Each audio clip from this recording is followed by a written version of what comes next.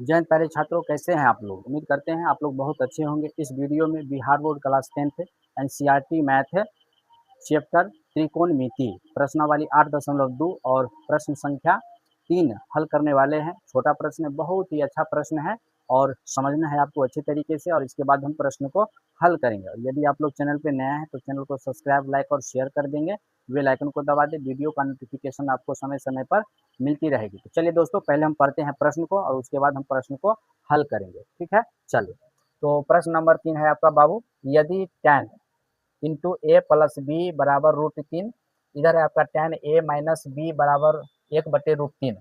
और देखिए ये जो लाइन आपका यहाँ से यहाँ तक लिखा हुआ है 0 degree greater than more A plus be greater than more equal 90 degree, मतलब कि ए और बी, ए का मान जो भी आए, बी का मान जो भी आए, वह 0 से बड़ा होना चाहिए और 90 के बराबर या 90 से छोटा होना चाहिए। इसका मतलब ये हुआ, समझे। लेकिन ये भी देखिए, फिर आगे कंडीशन है ए ग्रेटर देन मोर बी, समझे। तो ए और ग्रेटर देन मोर बी मतलब ए, उसमें भी ए का मान बी से बड़ा होना चाहिए, है ना। तो ये कंडीशन है और इस स्थिति में हमको ए और बी का मान निकालना है। तो उम्मीद करते हैं कि पहले तो प्रश्न को हम समझ गए। अब हम करेंगे बाबू इसको हल। क्या करेंगे इसको हम? हल। तो समझिएगा आप लोग अच्छे तरीके से, बहुत ही अच्छे तरीके से हम इसे आपको बताने वाले हैं। चलिए, तो आइए, तो यहाँ से प्रश्न को हल करेंगे हम। तो प्रश्न है आपका, इधर जो दिया हुआ है उसको पहले हम लोग लिख लेंगे और यहीं से प्रश्न को हम हल करेंगे। ठीक है, तो दिया हुआ है आपका tan a प्लस बी बराबर √3। ठीक है, चलिए, और इसी को हमको बढ़ा करके अब आगे काम करेंगे। ठीक है, अब देखिए यहाँ पर जो आपका लिखा हुआ है tan a प्लस बी बराबर, बताओ तब हो, √3। tan कितना डिग्री का मान होता है जी?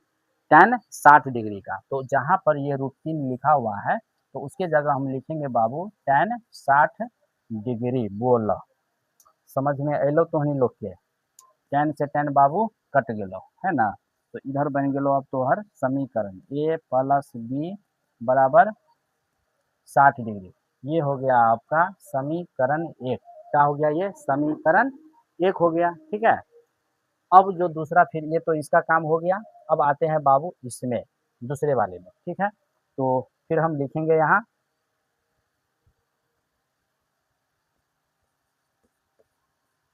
तो क्या है दूसरे वाले में बाबू? यहाँ ये दिए हुआ है tan a माइनस बी बराबर 1/√3। ठीक है,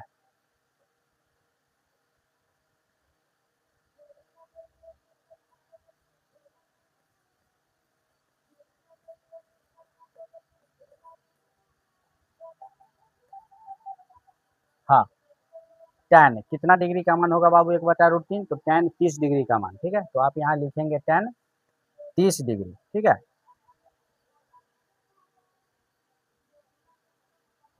ये कट गया, ये कैंसिल हो गया। चलिए, तो आगे हमारा समीकरण बन गया a माइनस बी बराबर 30 डिग्री। तो ये हो गया हमारा समीकरण 2। ये क्या हो गया? ये बन गया हमारा बाबू समीकरण 2 बन गया। ठीक है, अब इसके बाद जो है इसे हम हल करेंगे। समीकरण 2 चर वाले रैखिक समीकरण युग्म के आधार पर विलोपन विधि, प्रतिस्थापन विधि, वज्र गुणनखंड विधि, इस विधि से आप चाहो आप आसानी से इसको हल कर सकते हैं। हल करके आप आंसर निकाल लीजिए। ठीक है, तो इसको पढ़ कर देते हैं इधर घेराबंदी। चल, तो यहाँ लिखेंगे समीकरण 2 में से समीकरण 1 को घटाने पर, तो समीकरण 2 का है हमारा जी, यही है ना हो समीकरण 2, a minus B,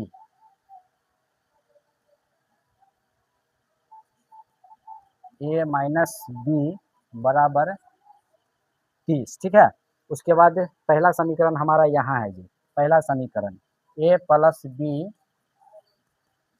plus B बराबर 60, ठीक है। चलिए अब करते हैं इसको आगे हल जी, हल्दी नहीं मतलब हल कर रहे हैं। प्लस माइनस में तो कट गया, तो इधर आ गया आपका 2a बराबर 60 और 30 90, ठीक है। चलिए तो a बराबर 90/2 आ गया हमारा 45, भाग लगेगा तो आएगा ना हो। a बराबर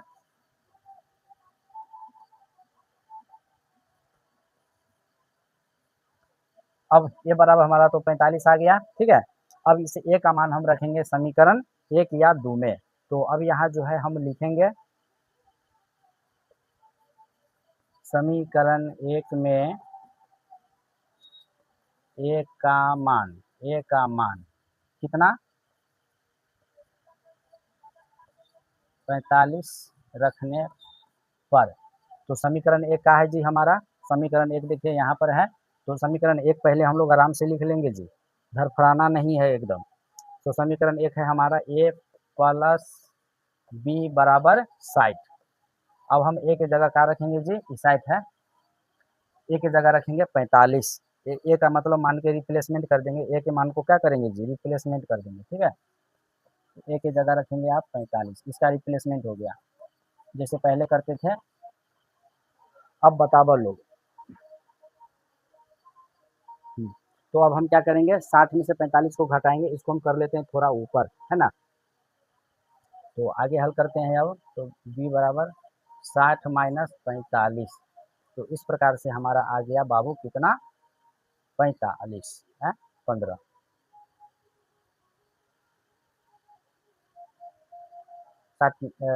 15,